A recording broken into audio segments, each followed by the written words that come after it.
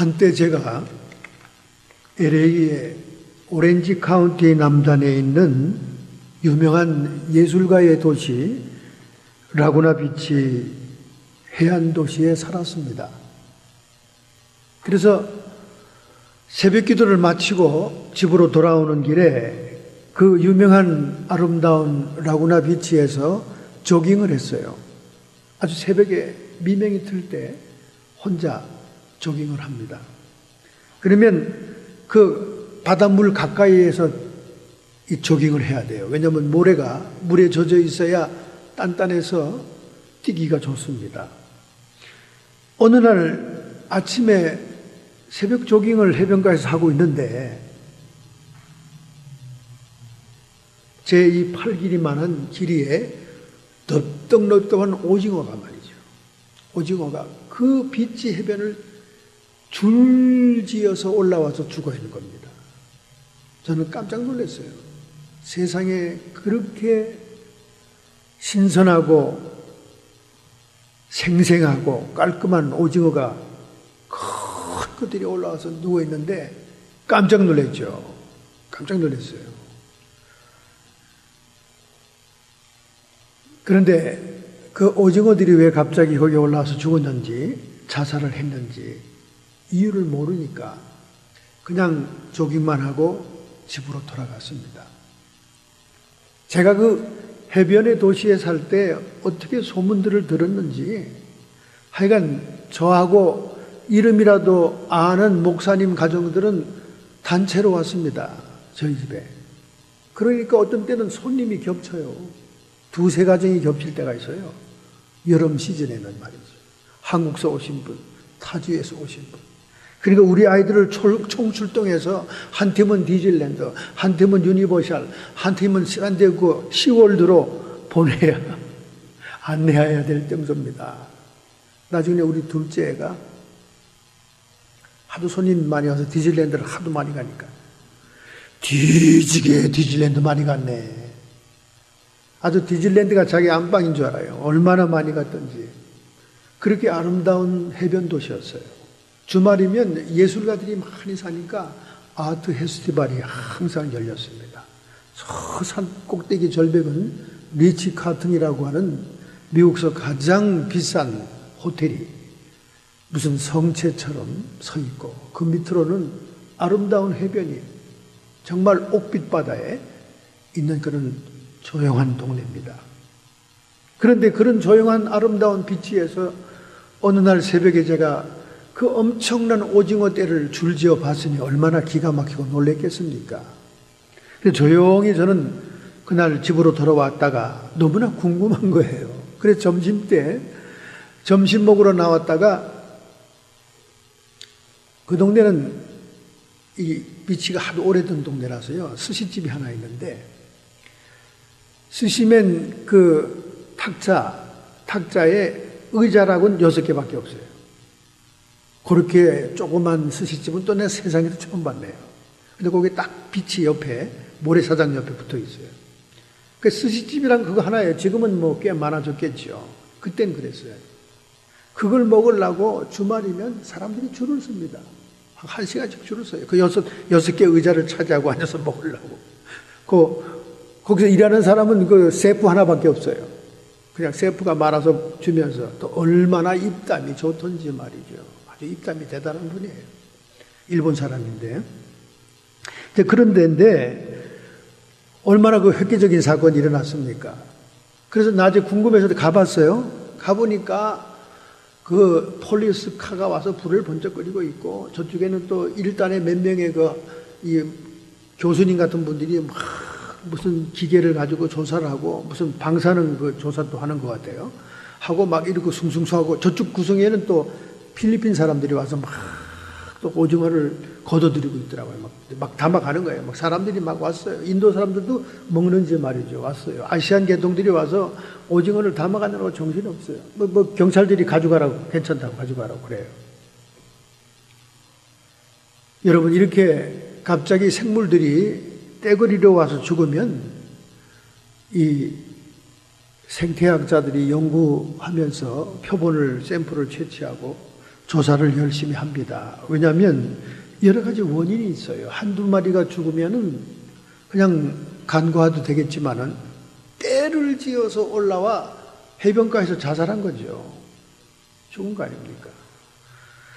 그 후에 제가 신문에 보니까 그 사건을 몇 가지로 진단을 했더라고요. 이 어린 물고기들에게 그 GPS가 있다는 거예요. 근데 GPS가 고장이 난다고 말이죠. 방향을 찾는 것이 고장이 나면 그렇게 올라올 수 있다. 근데 그 한두 마리면 그렇게 얘기할 수 있는데 떼거리로 왔을 때는 문제가 있는 거죠. 두 번째 이유는 그 오징어들이 그 헤엄쳐가는 그 물이 말이죠. 물줄기가 그 해변가로 이렇게 갑자기 이렇게 이동을 하면 그게 또 물줄기를 한류나 냉기를 따라왔다가 그 해변가로 올라와 죽는 수가 있다. 그 다음에 가장 큰 문제가 되는 것은 지구의 자기장의 변화입니다. 버뮤다 삼각지와 같이 미스테리한 지역들이 있잖아요. 갑자기 배가 사라지고 비행기가 사라지고 하는 그런 지역들의 어떤 부분에는 그 자기장에 큰 변화가 있는 지역이 있다는 거예요. 지구의 자기장에. 그 자기장의 변화가 있으면 이런 그 해양 짐승들이 방향을 못 찾는다는 거예요. 순간적으로 자기장에 이렇게 변화가 있으면. 그래서 떼거리로 와서 자살을 하는, 그런 여러 가지 그 학설을 신문에서 제가 봤습니다. 바로 24일, 4월 24일, 그 제가 살던 그 비치에 조금 밑에 가면 샌 클레멘티 비치가 있어요. 거기는 그 원자핵 발전소가 있고 닉슨 대통령의 기념 도서관이 있는 데가 있습니다.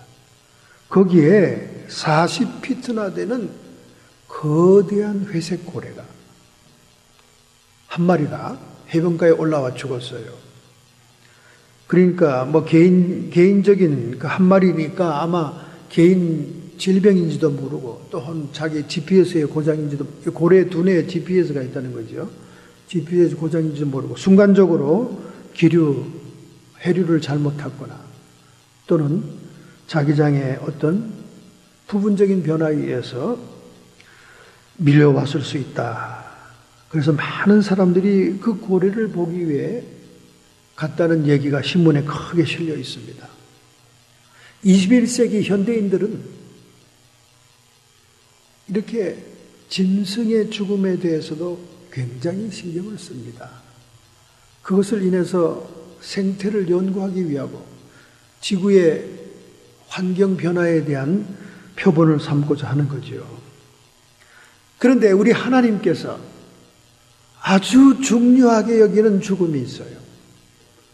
그것은 구약의 순교자를 얘기할 때 아벨의 피와 스가랴의 피까지 하는 그런 말씀을 성경에 많이 기록하고 있습니다.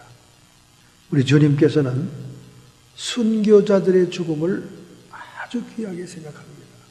그래서 순교당한 예수님의 이름 때문에 순교당한 사람들은 무조건 제1차 휴거, 거기에 다 보좌에 가 있죠. 전부 다 보좌에. 또 종말에 순교하면 1차 휴거에 다 올라가죠. 그러니까 죽는 순간에는 무시무시해도 일단 주님의 이름으로 죽으면 하늘나라에서는 최고의 대접을 받는 것입니다. 구약 성경에 최초의 죽임을 당했던 아벨이라는 인물이 오늘 본문 성경에 말씀에 나오고 있습니다. 성도가 믿음을 따라 산다고 한다는 것은 연합되는 예배를 드리는 것에 우선순위가 있습니다. 그래서 우리가 교회에서 형식을 갖춰 드리는 공예배가 있고 또 우리의 삶 속에서 주님의 뜻대로 사는 생활의 예배가 있습니다. 이 두 가지 예배가 다 포함된 것인데 우리가 매주일 이렇게 예배를 드리면서 그 예배 어떤 분들은 깊은 감격을 느끼는 분들이 있고 어떤 분들은 그냥 형식적으로 그날이 그날인 그런 그 감흥이 전혀 다른 분들을 만나볼 수가 있습니다. 그럼 어떻게 하면 여러분과 저희 예배가 아벨의 연합되는 예배처럼 예배가 주님께 상달이 되겠느냐 그 말이죠.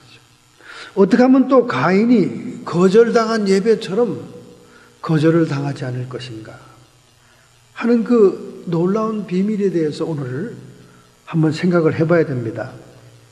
그런 의미에서 첫 번째, 가인의 거절된 예배에 대해서 한번 생각을 해봐야 돼요. 오늘 3절과 5절에 이런 말씀이 있습니다. 세월이 지난 후에 가인은 땅의 소산으로 제물을 삼아 여호와께 드렸고, 그 후에 이제 다음 구절에 가인과 그 제물을 연락하지 아니하신지라. 왜 가인의 제물과 가인의 예배는 연락이 안 됐을까? 우리 가인에 대해서 생각해 봅시다. 가인이란 말은 히브리 말로 소유물, 그런 뜻입니다. 이름 자체가 아주 세상적이고 소유, 욕심, 뭔가 자기가 움켜쥐려고 하는 그런 의미가 있는 이름이다, 그 말이죠. 그런데 우리가 교회에서 전통적으로 이 가인이 예배가 거절된 이유를 피의 제물을 드리지 않았다, 그렇게 전통적인 해석을 쭉들 해옵니다. 피의 제물을 드리지 않았기 때문에 그렇다. 근데 여러분 가만히 생각해 보세요. 가인은 농사꾼입니다. 농사꾼이 어떻게 자기가 수확한 제물로 피의 제물을 드리겠어요? 그렇지 않습니까? 결코 하나님은 직업 귀천을 갖다 따지는 분이 아니에요. 차별하시는 분이 아닙니다. 그렇다면 우리는 이 성경의 본문에서 더 자세히 가인의 예배가 연락되지 않은 이유를 한번 찾아봐야 됩니다. 성경 말씀을 자세히 보면 세월이 지난 후에 하는 이 말이 한국 번역은 그냥 세월이 지난 것처럼 되어 있지만은 히브리 말은 그렇지 않아요. 수확기가 지난 다음에 그런답니다. 수확기, 추수가 다 끝난 다음에. 그러니까 가인은 이 농산물 제물이나마 이 제물을 바치는 그 시기를 모든 것이 다 끝난 마지막 판이었다는 거예요. 가끔 여러분이 헐레벌떡 교회 와가지고 헌금을 찾느라고 온 주머니를 다 뒤져보니까 1불짜리 하나가 척 주머니 구석에서 기어 나오는데 너덜너덜하고 구겨져 있더라, 그 말이죠. 그걸 갖다가 그냥 막 피느라고, 예배 시간에, 기도 시간에 피느라고 펴가지고 헐레벌떡 헌금하듯이 가인이 말이죠, 추수를 다 끝내고 아주 마지막에 하나님께 예물을 드려야지, 이 막판에 이제 막차를 탔다, 그 말이죠. 왜냐하면 성경에는 첫 예물을 드린다는 것이 있거든요. 그러니까 첫 예물이 아니었다는 거죠. 가을 거지를 끝난 다음에 성의 없는 제물을 드렸다, 그런 의미가 더 크다는 겁니다. 피의 제사가 아니다, 그거보다. 왜냐하면 하나님께서는 직업의 귀천을 따지지 않기 때문에 그래요. 직업의 차이를 인정하기 때문에 그렇습니다. 결국 이것은 그냥 속죄 제사보다는 그냥 감사 제사였다는 거죠. 그래서 가인의 제물 자체가 나빴다는 게 아니라 그 가인의 삶의 태도가 나빴다는 거예요. 그래서 주님께서 가인과 그 제물을 연락하지 아니한지라. 가인이라는 그 인격체, 그 라이프 스타일, 그 삶 스타일과 그리고 뒤늦게 헐러벌떡 낸 그 제물을 받지 않았다는 겁니다. 성의가 없었다는 거예요. 성의가. 그렇기 때문에 신약 성경에 와서 가인을 인용할 때는요, 제물에 대한 얘기를 하지 않습니다. 전부 다 가인의 라이프 스타일에 대해서 얘기해요. 가인의 길을 가지 말아라. 가인의 행실을 따라하지 마라.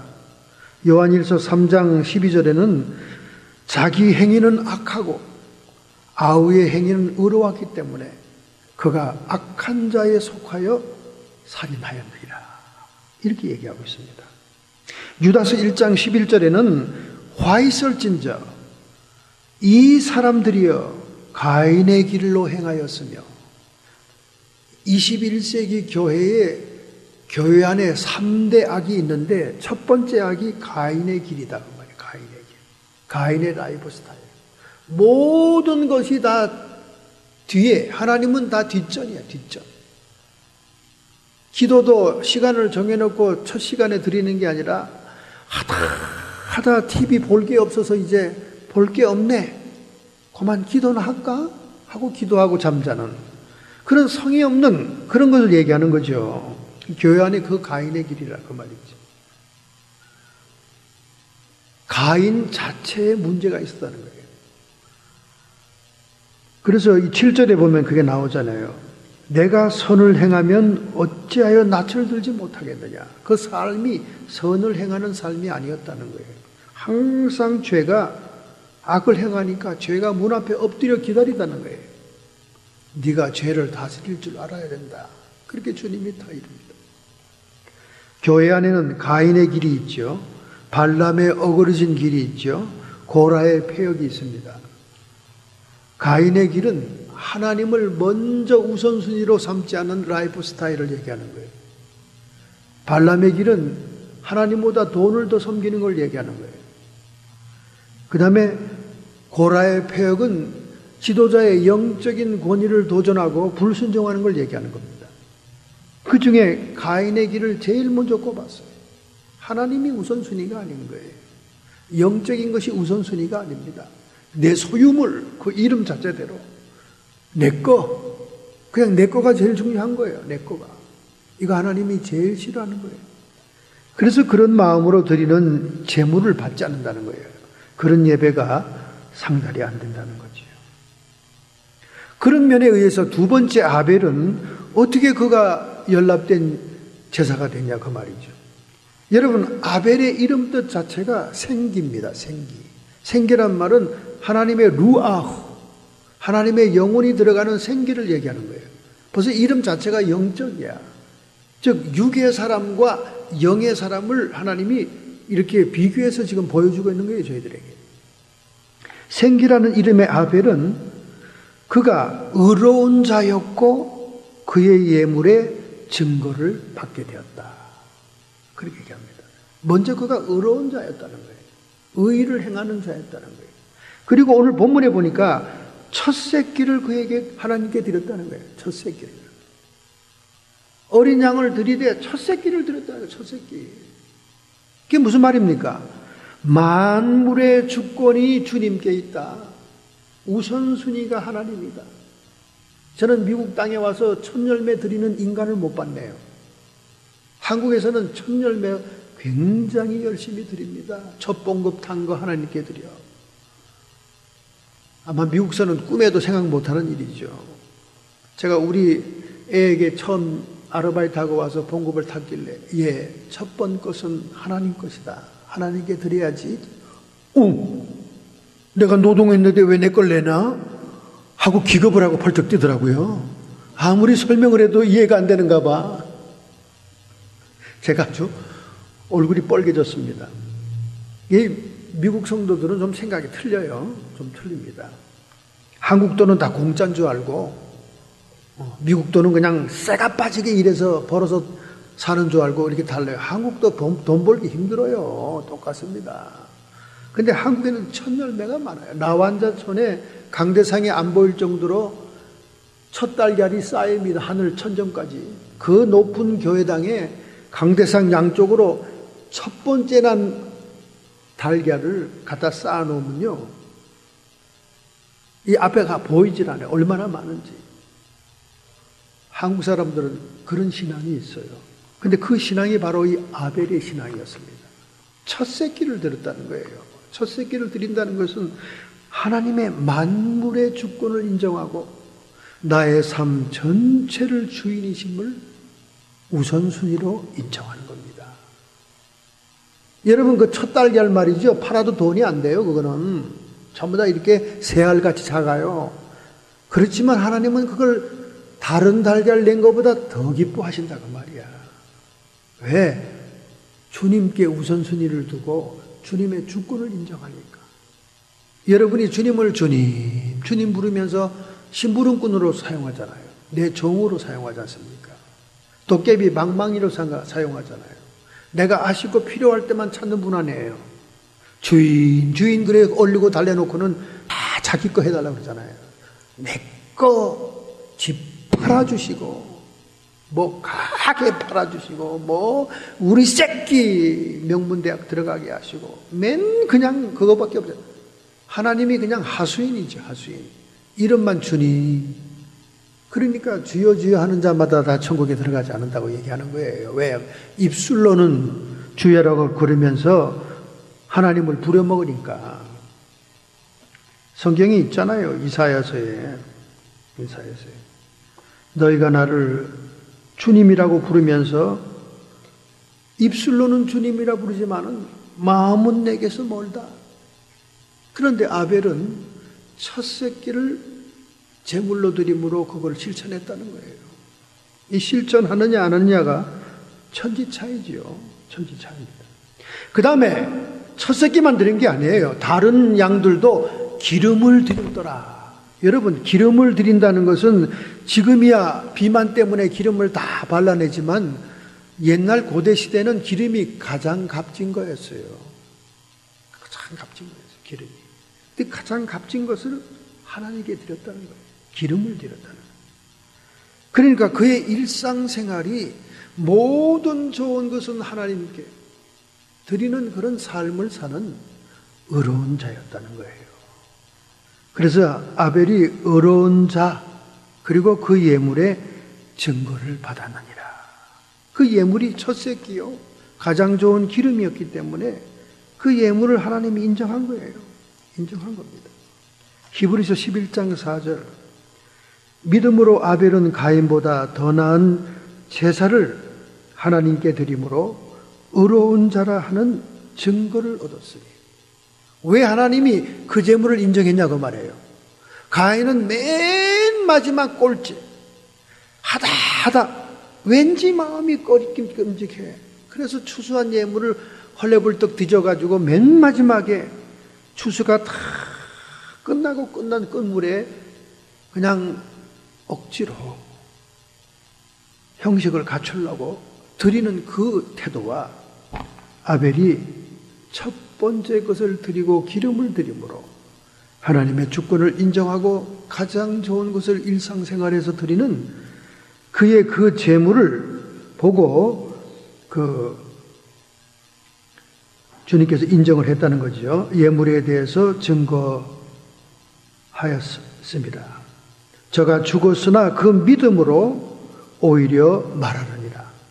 이렇게 그는 믿음의 삶, 의로운 삶으로 죽었지만은 오히려 하나님께 다 그 말이 하나님께 상달이 되고 있다는 거예요. 할렐루야. 그래서 아벨의 제사는 연락이 된 거예요. 그러니까 아벨의 제사는 오늘날로 얘기하면 공적인 예배와 생활의 예배가 일치가 됐다는 거예요. 썬데이 크리스찬이 아니라 에브리데이 크리스찬이었다는 거죠. 에브리데이. 우리 한국 사람의 신앙은 굉장히 외식적인 신앙이 많아 교회 중직자들도 썬데이 크리스찬이 많습니다.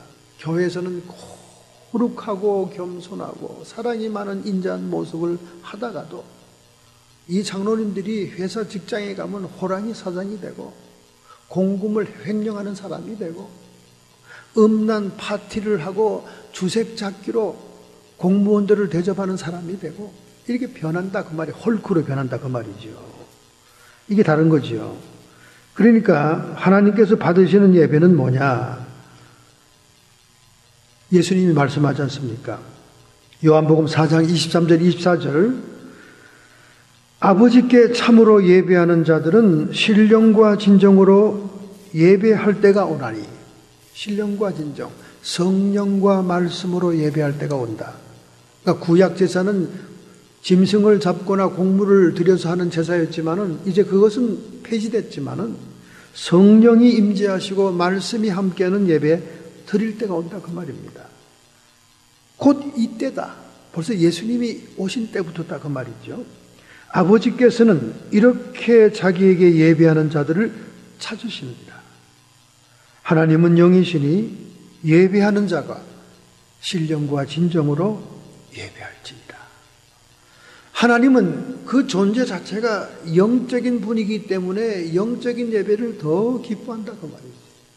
성령과 말씀, 성령과 진리, 영과 진리로 드리는 예배 기뻐한다 그 말이죠. 그런 예배가 어떤 예배냐? 로마서 12장 1절.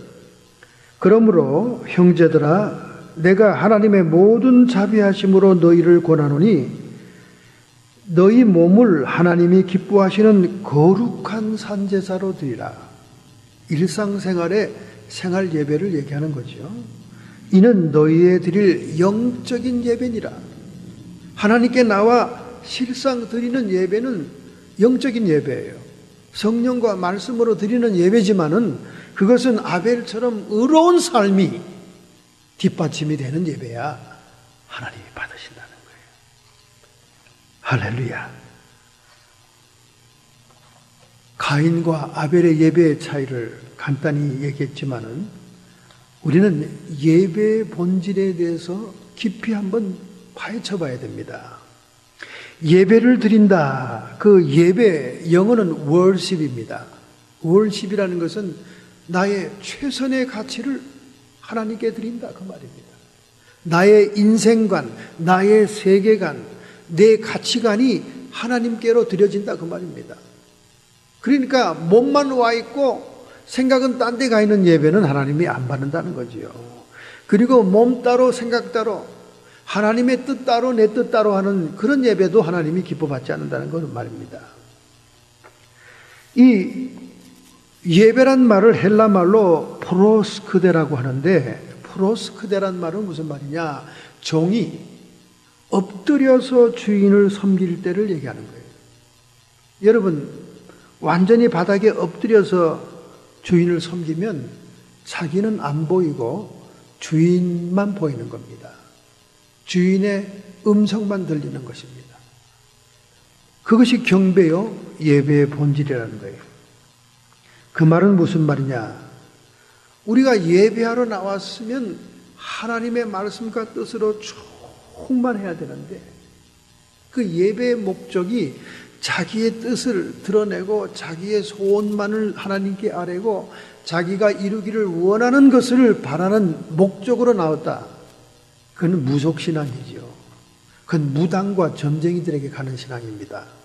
무당과 점쟁이들에게 가면 어떤 소원과 목표를 이루기 위해서 우리가 변화되라는 요구사항이 없어요. 너희들이 거룩해야 된다.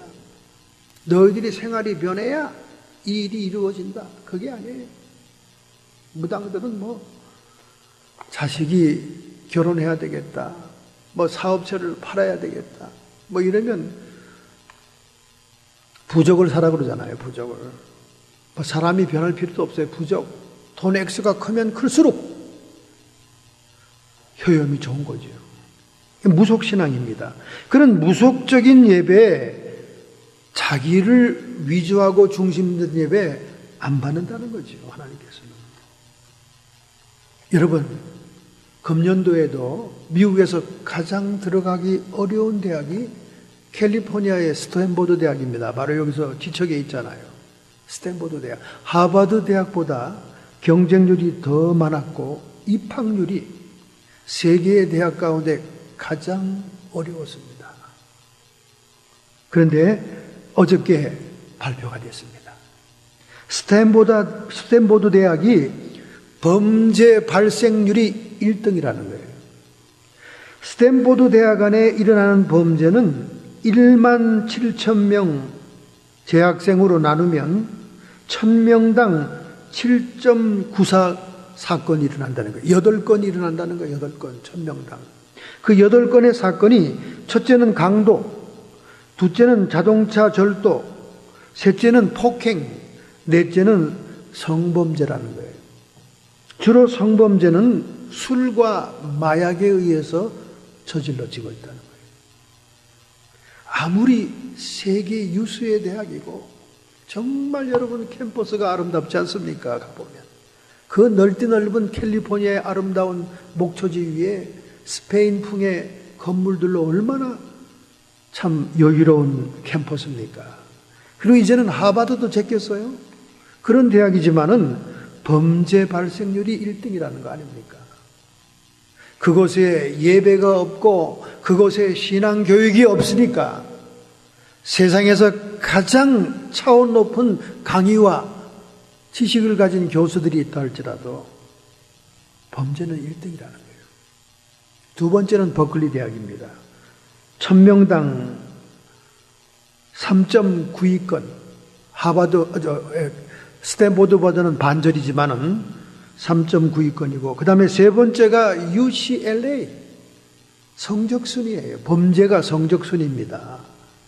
그러니 예배가 없고 성경 공부가 없고 하나님께 대한 경배가 없는 현대 지식과 첨단 과학이 산출되는 대학, 범죄 소굴이라는 거죠. 범죄 소굴. 이만큼 우리가 예배가 중요하다는 걸 알 수가 있습니다. 그래서 히브리서 11장에 믿음의 영웅들을 주님이 소개할 때 제일 먼저 등장하는 사람이 아벨입니다. 아담이 아니에요. 아벨이 제일 먼저 등장해요. 두 번째가 에녹이에요. 그리고 그 다음에 뭐라고 얘기한 줄 알아요? 11장 6절에서 믿음이 없이는 기쁘시게 못하나니 하나님께 나아가는 자는 반드시 그가 계신 것과 그를 찾는 자들에게 상 주시는 이심을 믿어야 할지니라.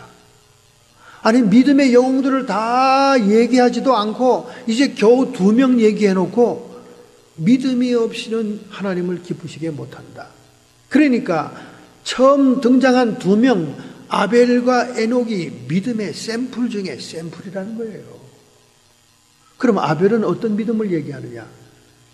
연락되는 예배를 드리는 믿음을 얘기하는 것이요.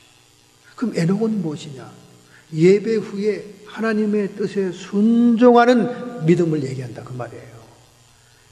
그러니까 여러분이 정말 수많은 믿음의 영웅 가운데 정말 믿음의 사람이 되려면 아벨과 에녹의 샘플을 따르면 된다니까요. 아벨처럼 하나님께 상달되는 예배를 드리는 자인가? 예배를 드렸으면 에녹처럼 하나님과 동행하고 함께 걸어가면서 하나님의 뜻에 순종하는 자인가? 이 2가지의 종류의 믿음만 가지고 있으면 하나님을 기쁘시게도 하고 훗날 상급도 있다, 그 말이에요. 할렐루야. 그러니 여러분 오늘 예배에 나왔으니 얼마나 잘한 일입니까? 착한 어린이들이에요. 오늘 예배 나왔으니까. 정말 예배가 중요하다는 거예요. 하나님의 관점에서는 예배가 최고라는 거예요. 예배가. 그럼 도대체 예배에 포함된 비밀이 뭐냐? 여러분, 출애굽기 1장을 보세요. 이스라엘 백성들이 노예살이 하고 있습니다. 출애굽기 40장 끝장을 보세요. 하나님의 성막에 하나님의 영광의 구름이 가득 차는 장면이 나옵니다. 이 말인즉슨 오늘 여러분과 제가 사탄 바로와 같은 속박에서 풀려나 하나님의 성도된 자라면 출애굽기 마지막 장처럼 하나님의 성막에서 하나님의 영광이 구름처럼 임하는 것을 보는 것이 가장 중요하다는 거예요. 즉 예배가 중요하다, 그 말이죠. 예배가 중요하다고. 그 예배가 어떤 예배냐? 하나님의 영광이 충만한 예배가 중요하다. 그래서 출애굽기 한 1년 첫날에 하나님이 모세에게 명령하여 성막을 식양대로 지으라고 명령합니다. 이스라엘 백성이 유월절을 지나 출애굽한 것도 역사적인 사건이요. 그 다음에 1년 후에 똑같은 날 첫날 하나님의 성막을 만들어 하나님께 예배드린 것도 역사적이다, 그 말이에요. 그러니까 우리가 예배의 비밀을 풀려면 구약 제사의 샘플을 보면 돼요. 샘플을. 이 성경을 그냥 대강대강 버스 타고 지나가듯이 간판 읽듯이 지나가니까 비밀을 못 푸는 겁니다. 여러분, 구약 제사 예배에 2가지의 큰 제사의 샘플이 있습니다. 하나는 번제가 있고 하나는 소제가 있어요. 둘 다 화제예요. 다 불에 태우는 제사입니다. 그런데 번제는 양과 소, 흠없는 짐승으로 드리는 것이요. 소제는 곡물로 드리는 거예요. 그러니까 하나님은 짐승을 키우는 자도 농사를 지는 농부도 그 예물을 다 받아준다 그 말이에요. 가인과 아벨이 예물 때문에, 피의 예물이 때문에 연합이 안 되고 된 게 아니에요. 어떤 예물도 주님은 받아주신다 그 말이에요. 문제는 그 내용이다 그 말이에요. 번제는 흠없는 소와 양에게 백성들이 죄를 전가합니다. 그 머리 짐승에게 제사장이 백성의 죄를 전가해요. 그리고 그것을 각을 떠요. 창자를 다 도려내고 피를 내서 피는 단과 단과 그 회막의 문에다 뿌려요. 피는. 그리고 각을 뜬 그 짐승의 그 고기는 완전히 번제단에서 태웁니다. 확 태워버려요. 그것이 레위기 1장 1절부터 9절, 레위기 2장 1절부터 9절에 나오죠. 1장 9절에 이는 화제라 여호와께 향기로운 냄새니라. 저는 이 성경을 읽을 때 왜 이렇게 하나님이 잔인해? 어떻게 짐승이 타가지고 그냥 탄내가 나는 것을 하나님은 향기로운 냄새라 그랬을까? 이야, 하나님은 잔인해. 근데 그게 아니에요. 하나님은 죄가 사해진 냄새를 기뻐했다 그 말이에요. 백성의 죄가 짐승에게 전가되어서 그 죄가 사해지는 속죄제였다는 거예요. 번제가 다 태워 없애는 거예요. 여러분, 예배라는 것은 첫째는 자기 부인의 요소가 있어야 돼요. 내가 태워져 없어져야 돼요. 자기 부인이라는 것을 더 설명한다면 자아가 죽는 것이고 세상의 욕망이 죽는 것입니다. 그게 십자가의 의미죠. 번제단이 십자가를 상징하잖아요. 십자가는 내가 세상에 대해서 죽고 세상은 나에 대해서 죽는 거 아닙니까? 그러니까 하나님께 연락되는 예배라는 것은 먼저 자기가 부인이 돼야 돼. 자기가 부인. 그 예배 시간에 뭐 특별 찬양하는 성가대, 특별 찬양하는 테너, 가수, 소프라노 가수 박수치고 열광하고 무슨 연주회처럼 예배를 드리면 안 됩니다. 저는 고신대학에서 처음 공부할 때 예배 시간에 박수 못 치게 합니다. 못 치게. 제가 처음에 그걸 보고 놀랐어요. 박수를 못 치게 해서. 안 그래도 죽은 예배 같이 그냥 장례식장 같은데 고신파 예배가 그래요. 장로교회 중에서도 가장 꼴통품 아닙니까? 부산 송도의 고신대학에 처음에 제가 갔을 때 채플 시간에 통성기도도 못하게 해요. 중들처럼 그렇게 기도합니다. 그리고 예배 시간에 무슨 특별히 박수 칠 일이 많잖아요. 뭐 오래간만에 나온 성도도 있고 또 특별 찬양을 해서 막 기가 막히게 노래를 불러서 눈물을 짜게 했고 어떤 사람은 간증도 하고 이러면 좀 박수 칠 때도 있을 거 아니에요. 근데 절대 박수를 못 치게 하는 거예요. 처음에는 그것이 몸에 안 맞아서 참 어려웠는데 가만히 생각해 보니까 너무 기가 막히게 아름다운 겁니다. 왜 예배 시간에 하나님만 영광 받으시지 사람에게 박수를 치냐 그 말이에요. 정말 기가 막힌 태도죠. 아니 예배라는 것은 하나님께 경배하고 하나님만 영광을 받으시는 시간인데 왜 사람에게 박수를 치냐고 말이에요. 사람에게 아무리 재능이 뛰어나고 잘나서도 하나님이 주신 재능이고 하나님을 영화롭게 하기 위한 간증인데 뭘 그렇게 잘났다고 박수 쳐줘. 간증한 것들 간증하고 뭐 그대로 삽니까? 나가서 여전히 마약 처먹고 여전히 기집질하고 사는데 간증만 뻔드르랑 했지. 자기가 죽질 않았어요. 예배는 자아의 죽음이 있어야 됩니다.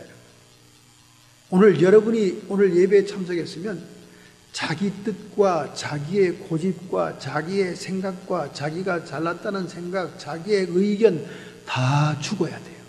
그래야 하나님이 진정 받으시는 예배가 됩니다. 예수님이 마태복음 6장에 제일 처음에 얘기하는 게 뭡니까? 너희의 의를 사람들에게 보이려고 행하지 말라.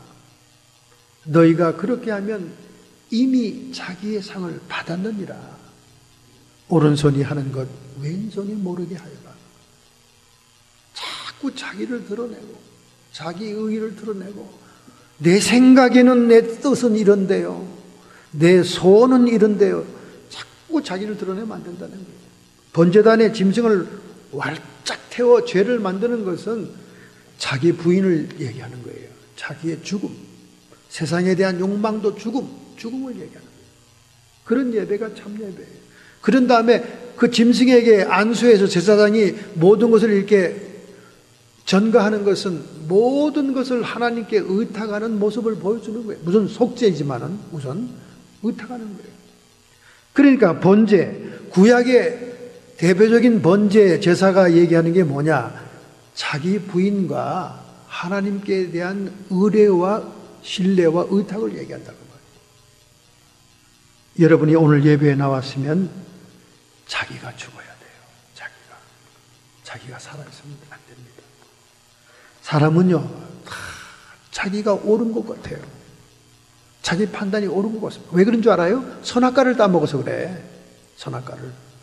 너희들이 선악과를 따먹으면 선과 악에 대한 시비를 너희 스스로 한다 그 말이야. 하나님만이 할 판단을 너희들이 한다 그 말이야. 너희들이 다 주체가 돼서 너희들이 다 하나의 신이 돼가지고 하나님처럼 선악을 판단한다 그 말이야. 오늘 여러분들이 다 선과 악을 다 제각각 판단하고 있기 때문에 자기가 옳은 거예요. 자기의, 이 자기의가 죽어야 된다. 죄만 전가하는 게 아니라 내가 옳다고 생각하고 있던 것도 다 죽어야 된다는 거예요. 예배 시간에. 예배는 세상 소리가 들어와서는 안 되는 거예요. 그래서 하나님의 성전, 솔로몬 성전을 지을 때 교회 안에서 석공들이 돌멩이를 깎지 못하게 했습니다. 돌멩이 소리가 나잖아요. 깎는 소리가. 다 바깥에서 소리 나는 공사는 다 하고 맞추기만 하라 그래서 소리 없이. 왜 그렇게 돌멩이 소리도 내지 못하게 합니까? 성전 안에는 오직 하나님의 말씀만 선포되어야 된다고. 요즘은 쌍방식 설교가 유행이잖아요. 설교 시간에도 토론식으로 합니다. 미국 교회는. 막 대화해요. 대화. 이거는 옳은 예배가 아닙니다, 여러분. 그냥 하나님 말씀이 선포돼야 되는 거예요. 일방적으로 선포돼야 되는 거예요. 토론식으로 해서는 안 돼요. 성경 공부 때나 그렇게 해야지. 근데 우리 한국에 간 시골에 가면 이제 할머니들이 요 앞에서 뭐라고 떠들어대죠.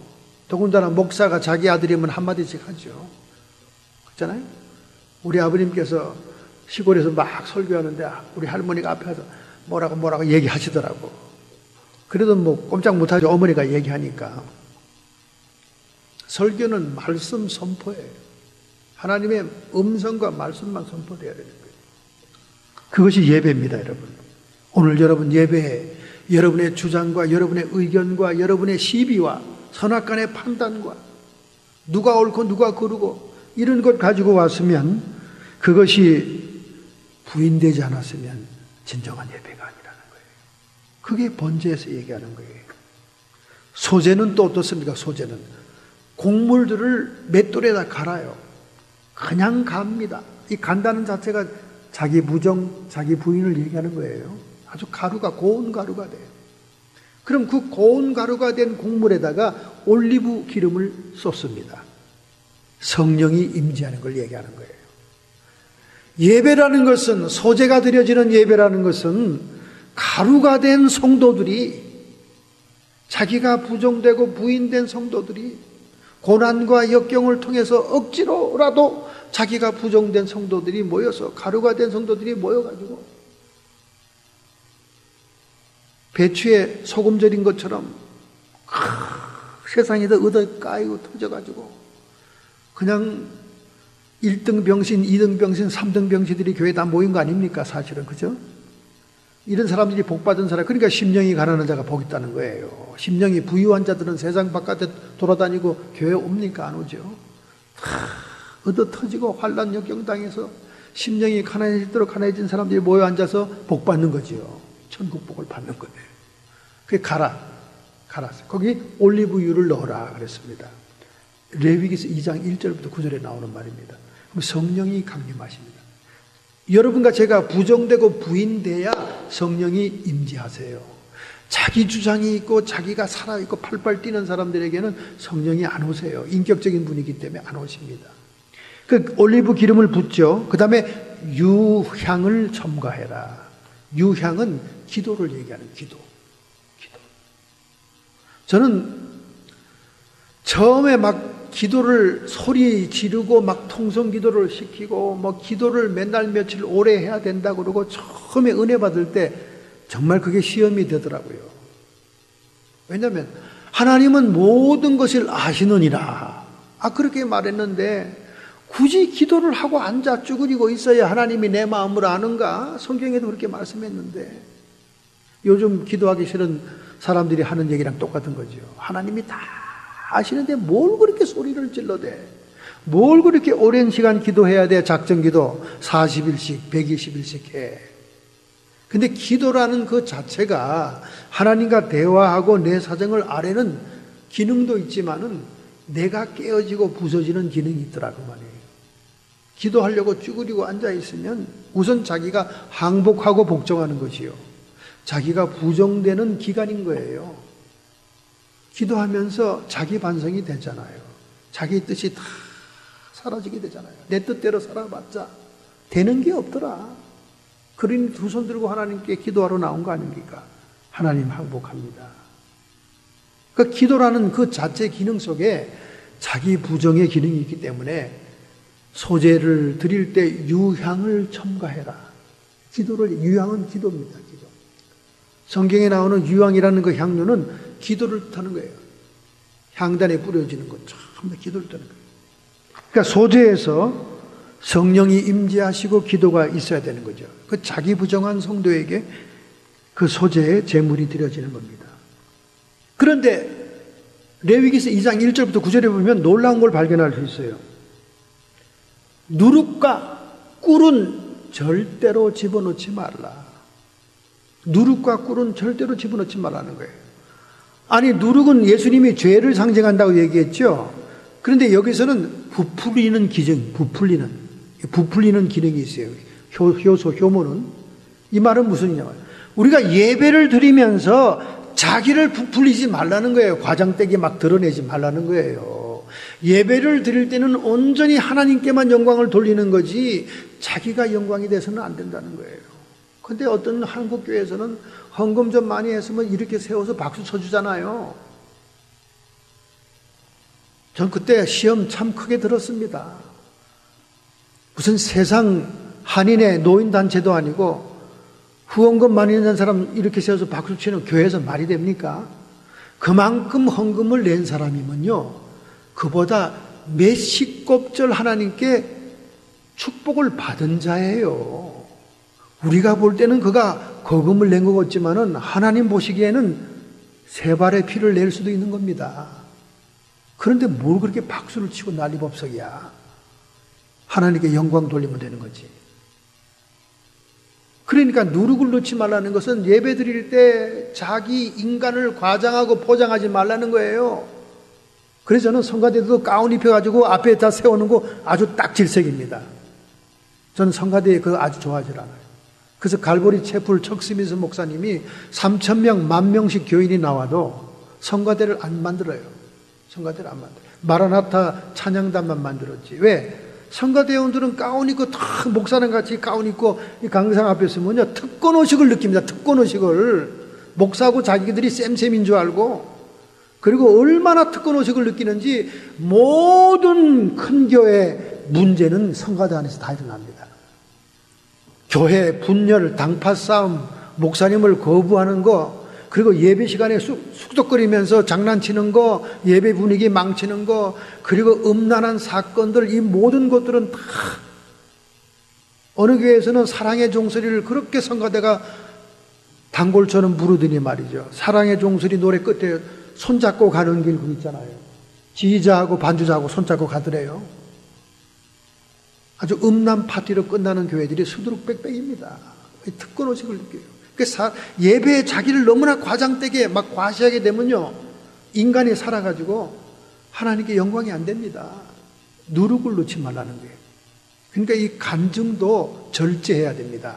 이 간증하는 사람, 간증이 첫 번째 간증은 굉장히 순수할 수가 있습니다. 근데 간증이 거듭되고 사람들의 반응이 좋으면요, 거기다 살을 붙이고 뭘 붙여요. 막 붙이기 시작하면 나중에는 막 엉뚱한 게 됩니다. 엉뚱한 게 돼. 그래가지고 막 엉뚱한 게 돼요. 막 그런 게 많아요. 간증도 절제. 너무 누르고 눌러서 부풀리면 안 돼. 빵도 여러분 조그맣게 이렇게 반죽을 넣고 거기다 누룩을 딱 넣어보세요. 다음날 보면 몇 배로 빵이 커지잖아요. 예배에 인간이 과장되지 말라는 거예요. 꿀을 넣지 마라. 왜 꿀을 넣지 말라? 달싹하고 아름답게 포장하지 말라는 거예요. 인간은 예배에서 죽어야 된다는 거예요. 죽어야 돼요. 자아가 죽어야 돼요. 세상 욕망을 향해 죽어야 됩니다. 자기를 포장해서는 안 된다는 거예요. 그리고 마지막에 레위기서 2장 소재에서 소재 가운데 보관할 곡물은, 태우지 않고 보관할 곡물은 꼭 소금을 쳐라. 소금. 그 소금을 언약의 소금이라고 했습니다. 언약의 소금. 여러분, 소금이라는 것은 그 곡물가루, 기름 발려있고 유황이 섞여있는 가루가 썩지 않도록 오래 보관하게 하는 기능이 있는 거예요. 냉장고가 없던 시절에 말이죠. 그렇듯이 여러분과 제가 그 예배의 감동과 은혜를 계속적으로 유지하기 위해서는 소금을 쳐야 돼. 소금. 그 성경에 뭐라고 써있어? 언약의 소금이니라. 언약. 하나님의 약속의 말씀을 상기해야 된다 그 말이에요. 하나님의 약속 중에 너무나 큰 약속이 뭡니까? 예수님의 재림의 약속, 성도들의 휴거의 약속, 심판의 약속. 그런 약속의 소금을 쳐놓으면 우리가 부패하지 않고 신앙이 떨어지지 않고 항상 깨어있고 각성하지 않냐 그 말이죠. 소금을 치라는 거예요. 소금. 이렇게 구약 제사 가운데 번제와 소제라고 하는 대표적인 제사에 포함된 의미가 있는 거예요.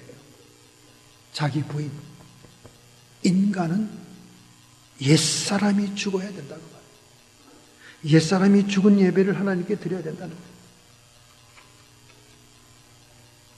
지난 주간에 LA시 의회에서 LA시를 상징하는 로고가 있습니다. 실이라고 그러죠. 인장이라고 합니다. 거기 가운데 있는 십자가를 제거하는 것이 통과됐습니다. 인권자유단체에서 법원에 고소를 했어요. 종교의 자유를 침해한다. 왜 LA를 대표하는 인장 속에 십자가가 들어있냐? 빼라. 그래서 의회에서 법원의 판결에 의해서 빼기로 했습니다.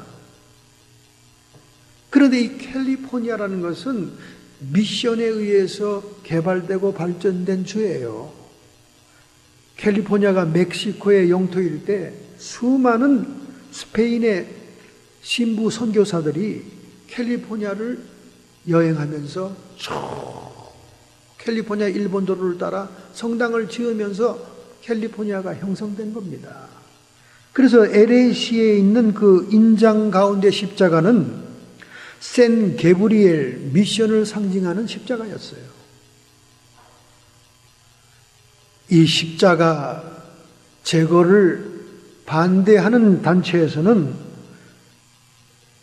캘리포니아의 전통을 무시하고 캘리포니아의 역사적인 기념물을 제거하는 무식한 소치이다.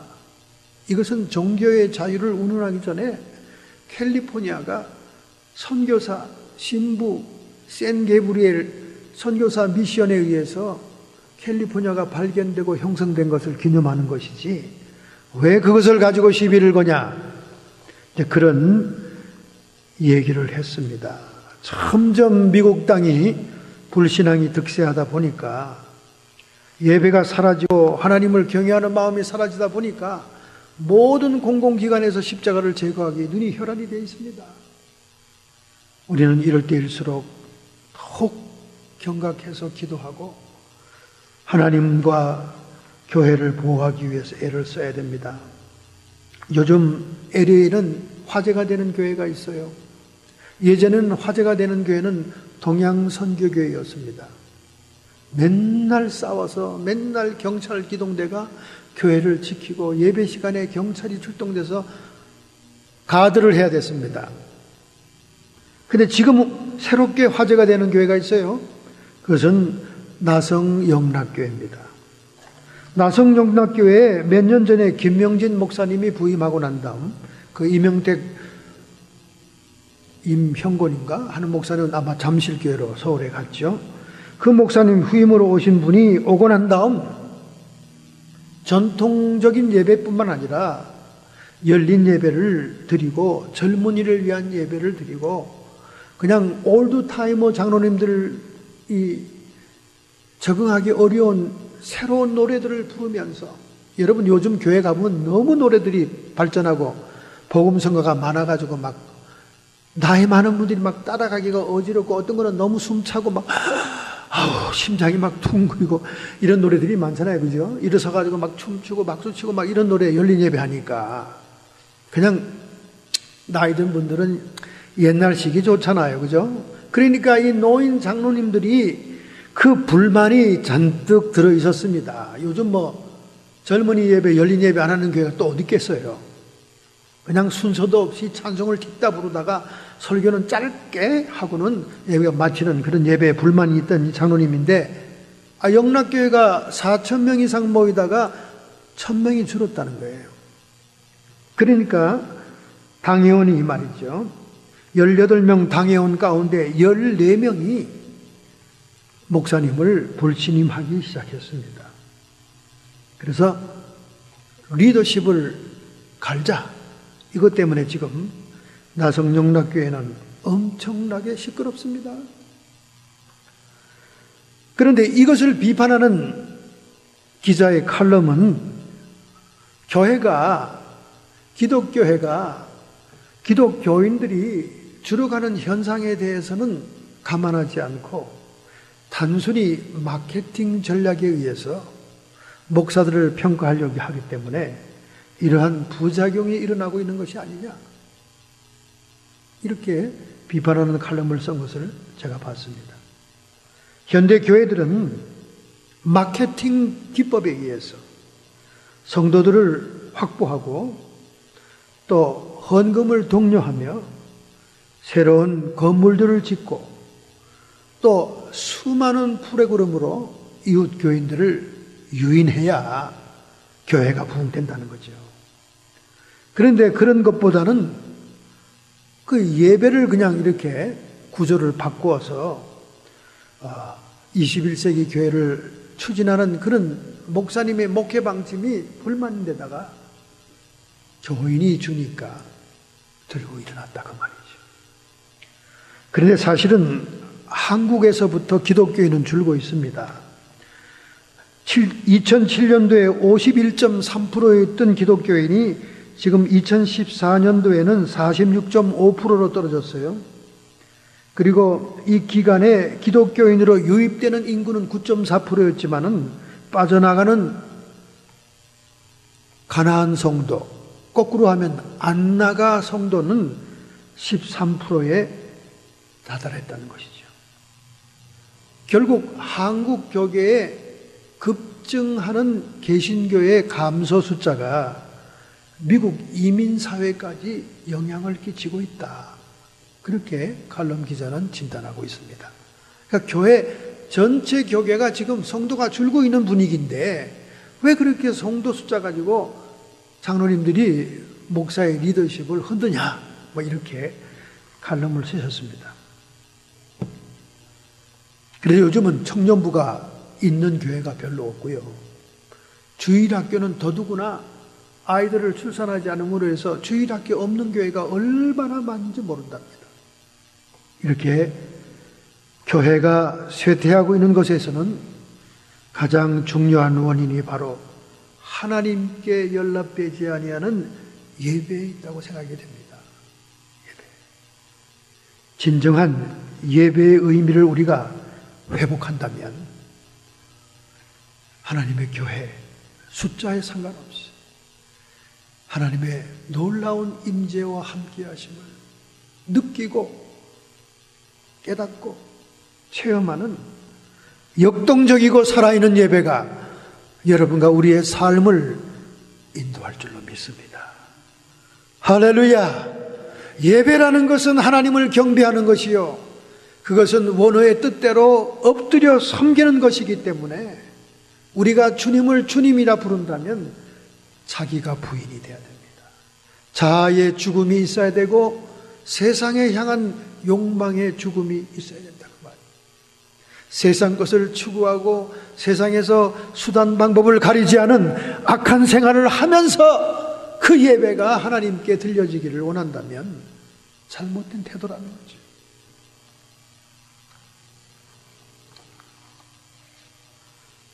여러분, 프랑스의 깔멜 수도원이라는 곳에 유명한 수도사가 있었습니다.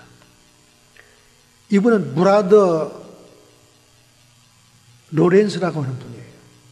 이분은 본래 수도사로서 수도원에 온 분이 아닙니다. 그냥 수도원에 일하는 임시 직원으로 뽑혀서 와서 부엌에서 설거지만 하는 남자였습니다. 설거지만 하는 거예요. 부엌에서.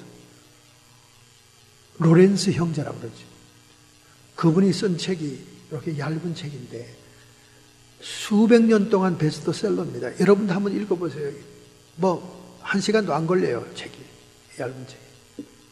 근데 이분은 부엌에서 설거지만 하는데도 어느 수도사보다 많은 사람들에게 영적인 영향을 끼치고 많은 사람들의 문제를 기도해 주다가 해결받게 하는 놀라운 영험한 수도사였습니다. 부엌에서 일하는 일꾼이 하도 따르는 사람도 많고 하도 많은 사람들의 문제를 기도로 해결해 주니까 나중에는 명예 수도사가 된 거예요. 그 명예 수도사가 되고 사람들의 칭송이 자자해도 여전히 설거지만 했다고 말이죠. 그러니까 여러분, 설거지한다고 입 쑥 내미지 마세요. 설거지하고도 얼마든지 신령한 생활을 할 수 있습니다. 얼마든지 남을 도와주는 중보기도도 할 수 있어요. 그분은 거기서 설거지하면서 중보기도 하는 거예요. 하나님, 앞동네 누구네 집에 누가 아픕니다. 하나님 그냥 주시겠습니까? 이렇게 막 기도해줘서 그들의 기도를 응답받아주는 그런 아주 세계적으로 유명한 수도사였습니다. 그런데 이분이 임종하게 되었을 때 얼마나 많은 사람들이 섭섭했겠어요. 그 주변에 그에게 영향을 받은 수도사들이 임종을 지키면서 막 안타까워하는 거예요. 그 대부분 사람들이 죽음에 임하면 두려움에 떨기도 하고 그럽니다. 근데 이분이 거의 무의식 상태에 들어가 있는 것처럼 보이더니 말이죠. 죽는 줄 알았더니 계속 입을 막 떠듬거려서 막 입을 찡얼거리고 그러는 거예요. 그래서 옆에 있는 수도사들이 이게 무서워서 입을 떠나 하고 주위에 보고 있는데 막 중얼거리는 걸 끊지지 않는 거예요, 계속. 그래서 그가 의식이 돌아왔을 때 흔들어서 물어봅니다. 지금 뭐 하시는 거예요? 우리가 옆에서 기도해 주는데 두려워하지 마세요. 제가 두려워하는 게 아닙니다. 죽음이라는 것은 이 땅에 소풍을 나왔다가 그냥 집으로 돌아가 겉옷을 갈아입는 것과 같이 내 아버지의 품에 안기는 것이기 때문에 죽음이란 그냥 하나의 통과하는 과정일 뿐입니다. 옷을 벗는 것과 같다는 거예요. 그게 맞는 것 같아요. 우리 장모님이 돌아가시기 며칠 전에 한두 주 전인가요? 이렇게 옷이 확 벗겨져서 이렇게 땅에 헛물처럼 벗어진 환상을 제가 기도하다 봤거든요. 죽음을 상징하는 거거든요. 그러니까 죽음이 별게 아니라는 거지, 하나님 안에서는. 여러분과 제가 그냥 겉옷을 벗고 겉옷을 걸어놓고 방에 가서 세수하고 안방에 들어가 쉬는 것처럼 그냥 장소를 옮기는 거죠. 바로 그런 의미로 얘기해 주는 거, 주변에 있는 사람들을 위로해 주는 거예요, 오히려. 그럼 뭐 그렇게 쭝얼거립니까? 그랬더니 내가 지난 40여 년 동안 설거지 하면서도 예배를 드렸던 것처럼 지금 나는 하나님께 예배를 드리고 있을 뿐입니다. 그렇게 고백했다는 거예요. 그리고 얼마 후에 임종했다는 겁니다. 이분은 삶 속에서 예배가 계속 진행됐다는 거예요.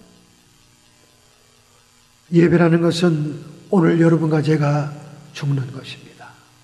여러분과 제가 굉장히 똑똑한 것 같아도 해결하는 것이 없어요. 그래서 하나님께 의탁해야 되는 겁니다. 오히려 우리가 모자란 줄 알고, 우리가 부족한 줄 알고, 하나님께 예배함으로 하나님께 의탁하면 의탁할수록 우리는 많은 것을 해결받을 수 있을 줄로 믿습니다. 할렐루야! 브라더 로렌스가 예배를 통해서 하나님께 응답받고 해결한 것처럼 야고보서 1장 16절 18절에 말씀합니다. 내 사랑하는 형제들아 속지 말라. 각양 좋은 은사와 온전한 선물들이 다 위로부터 빛들의 아버지께로서 내려오나니 할렐루야. 그는 변함도 없으시고 거기에는 회전하는 그림자도 없느니라. 이 변함없고 회전하는 그림자도 없는 천국의 영광과 복음의 능력으로 우리를 사랑하시는 이분께 연락되는 예배가 드려진다면 우리는 하늘로부터 각양 좋은 은사와 아름다운 선물들을 받는 생애가 될 줄로 믿습니다. 할렐루야. 마지막 임종의 순간까지 정말 하나님께 예배하는 삶을 살고자 결단하신다면 오늘 여러분의 가슴에 손을 얹고 여러분과 저의 의지를 하나님께 드리길 바랍니다. 하나님, 주님께서 받으시는 예배라는 것은 하나님의 주권을 인정하며 가장 최선의 좋은 것들을 우선적으로 하나님께 드리므로 하나님을 영화롭게 하고 인정하는 것인 줄로 믿습니다. 그리고 자신에 대해서 죽고 세상에 대해서 죽음으로 천국의 영광과 복음의 능력을 체험하는 승리의 삶 되고자 결단합니다. 이렇게 기도하는 성도들을 이 시간 축복하고 안수하여 주시옵소서. 성도의 육체와 정신에 역사하는 모든 질병들아 예수님의 이름 권세로 그 모든 고통을 가지고 떠나갈지어다. 우리의 마음속에 주시는 평안과 생명으로 기쁨으로 충만케 하여 주옵시고 끊임없이 네가 옳다, 네가 잘났다고 부추기는 주변의 모든 악한 귀신의 세력들을 물리치는 시간 되게 해 주시옵소서. 나사렛 예수님의 이름 권세로 명하노니 우리를 회방하는 세력들아 예수님의 보혈의 권세로 쫓김을 받을지어다. 우리 주님이 승리하셨음을 선포한다. 하나님 영광 받아 주시옵소서. 예수님의 이름으로 감사하며 축복하며 기도하옵나이다. 아멘.